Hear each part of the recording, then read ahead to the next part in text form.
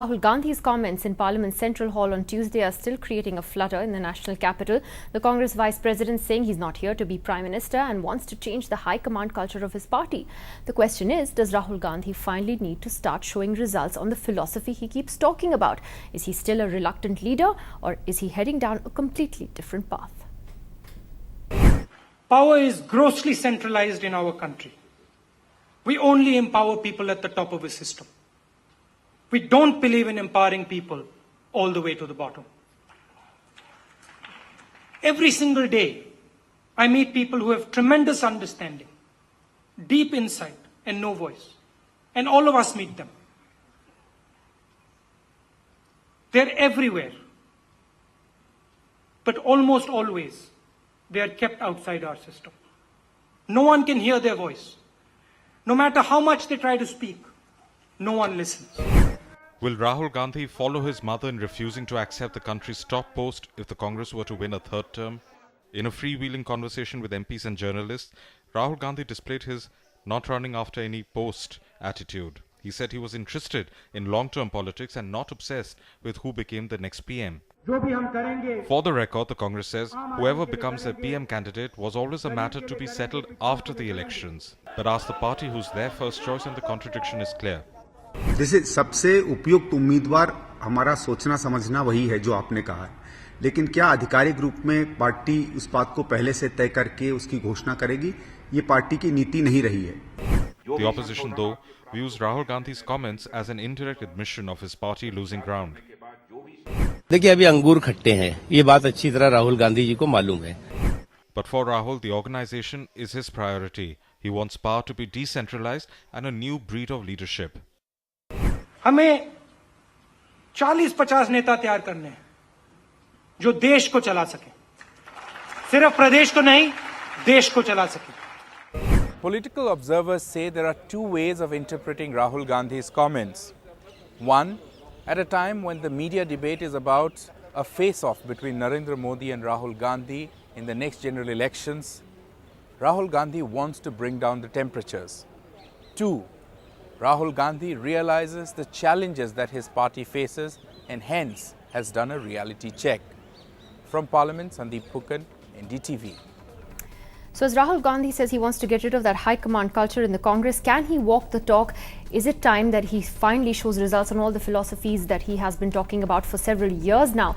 Also, tell us what you'd like us to ask our panelists. You can go on to the NDTV app on your iOS or Android app phone or iPad and look at the questions that are there that you, our viewers, have put up tonight. Vote on the question that you'd like us to ask and we'll get to them as soon as we can. Joining us on the program tonight is Abid Rasool Khan, member of the Congress Party, who joins us tonight from Hyderabad. We have senior BJP leader Mr. Seshadri Chari here with us.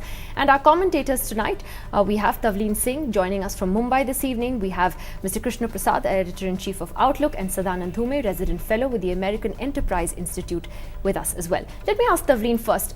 Tavleen, what did you think of the comments that he made in Central Hall yesterday? One gets the feeling that they continue to be very abstract in nature. These are things he's also spoken out before, and he's really not able to translate that into something more concrete in the way the Congress practices its politics.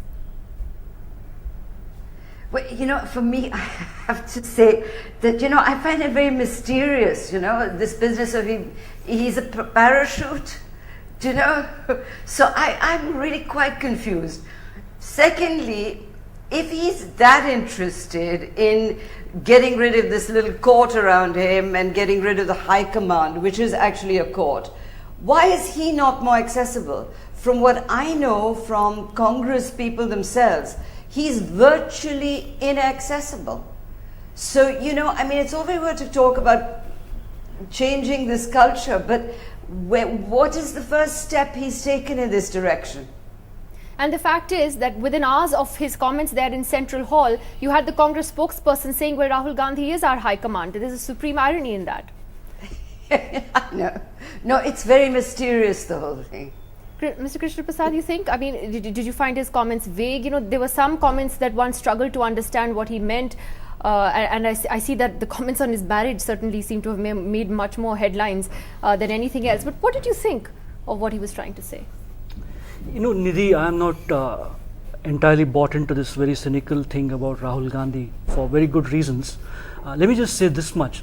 I don't think this is a thought he's had yesterday afternoon or yesterday morning.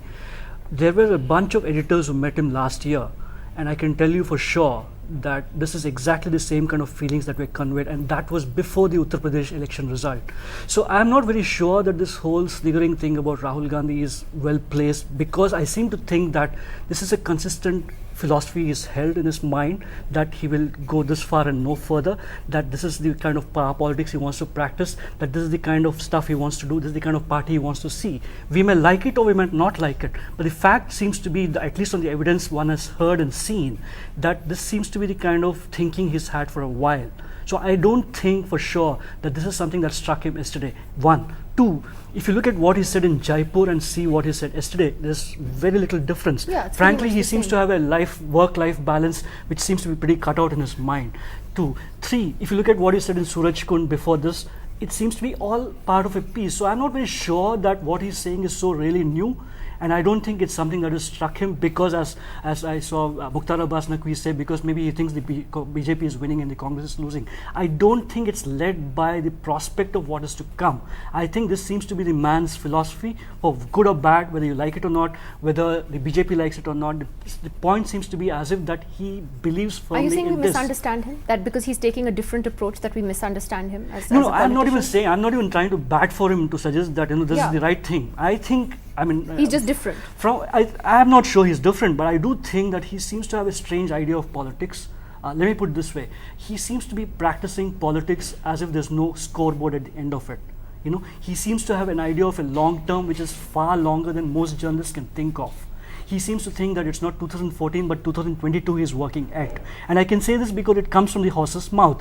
This point really is that perhaps it seems a little incongruous, a little disjointed in the face of this attack from the other side, which is a full blitzkrieg from Narendra Modi. So perhaps you see the difference between somebody who really desperately wants a job and you see a guy on the other side who really is running away from it, regardless of the fact that so many others want to push him into that. I just want to ask Tavleen on that very quickly, that, are we in the media impatient?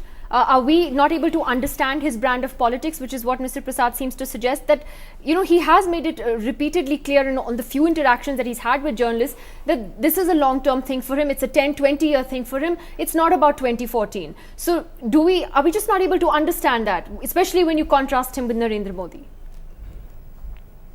No, I don't agree with that, what this gentleman just said at all, because actually, if he's been talking about this for so many years, then why is the Congress party not already having primaries? Why is there not inter-party democracy, inter-party elections? Why is it still all a high command that decides every candidate right from the top at every election? So, if we're going to take him seriously, then let him put his money where his mouth is. Where are the primaries? Why are there no elections within the Congress party? Mr. Abid Rasool Khan, I'll take that very valid question to you then, because Mr. Rahul Gandhi has been in politics for more than 8 years now. He's talked about ending this high command culture. He is the high command of the Congress. If he had wanted to change things, he could have changed them. It's not rocket science for him.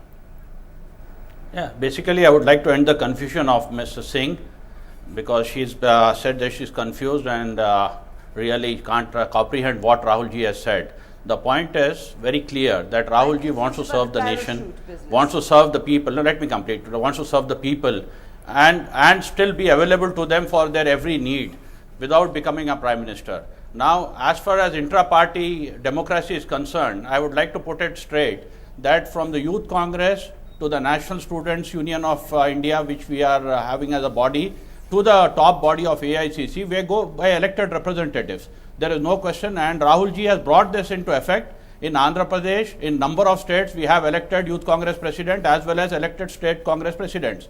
And these people form the High Command as far as the state is concerned, and the AICC forms the High Command as far as central is concerned. When the Congress party wins an election in a state, sir, the legislators meet and then they leave the decision to the party high command to choose the chief minister. That is your party democracy. That is up to them. There is no compulsion. No, let me put it. There is no compulsion on the legislators to decide or leave it to them. But generally, when there were 2 or 3 candidates who are vying for the post, and they are not able to select one out of them, then they leave it to the High Command. They for always him leave to it to the decide. High And Command.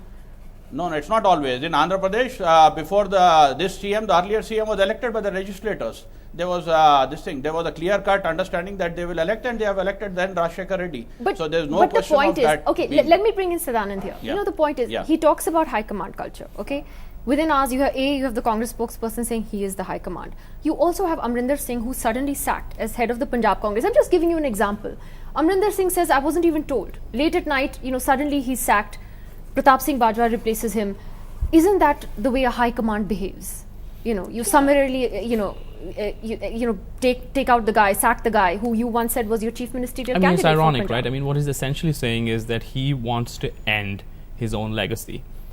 That's the essence of his message. I don't have a problem with that message. What I find somewhat confounding is two things. The first is that this person has spent about a decade in politics. Where are the results? He's been speaking about this for some time. So there I'd like to echo what Tavleen was saying. But second, and I think this is much more important, it's hard to think of any other major politician in the democratic world about whose policies we know so little. What does this person stand for? Does he think that India's Pakistan policy, are we too hot, are we too cold? Does he think that economic liberalization has gone too far or not far enough? What does he think about the burning issues that face India, and how can we possibly know so little in 2013? It's astounding.